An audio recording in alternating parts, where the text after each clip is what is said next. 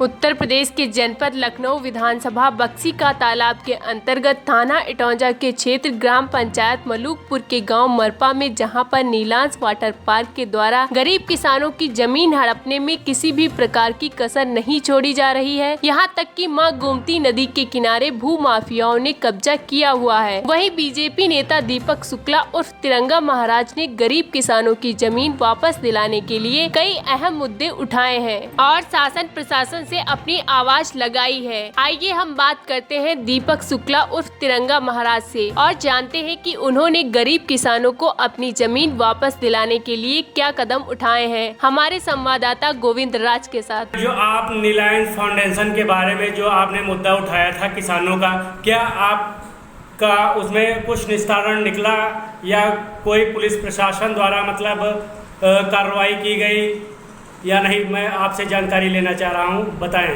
अभी तक किसी प्रकार से कोई हमारे किसानों को कोई भी समस्या का समाधान नहीं हुआ है। हम लगातार ऊपर अधिकारियों के पास शिकायत करते रहे, लेकिन अभी किसी प्रकार से समस्या का कोई भी निस्तारण नहीं किया गया है। जबकि इसी कोरोना महामारी के बीच हमारे एक गरीब किसान की मृत्यु भी हो चुकी है। हमारा एक गरीब किसान तड़प तड़प के मर गया, जिसकी ज़मीन को नीलांश वाटर पार्क ने कब्जा किया हुआ है और वो किसान इलाज के अभाव में, पैसों के अभाव में तड़प के मर गया।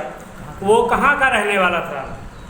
वो बदैया टिकरी कला गांव का निवासी था, तहसील मलिहाबाद। किस थाने का मामला था? माल थाना।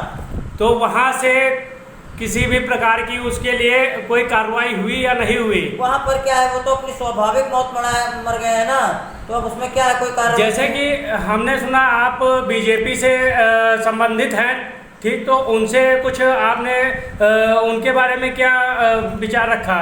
उनके बारे में उनकी ज़मीन मिलेगी या नहीं मिलेगी? बिल्कुल मुझे विश्वास है। मुझे माननीय उत्तर प्रदेश के यशस्वी मुख्यमंत्री योगी आदित्यनाथ जी और भारत के प्रधानमंत्री नरेंद्र मोदी जी पर पूर्ण विश्वास है कि जो है जैसे ही यह महामारी खत्म होती है उसके बाद उन लोगों को न्याय जरूर मिलेगा।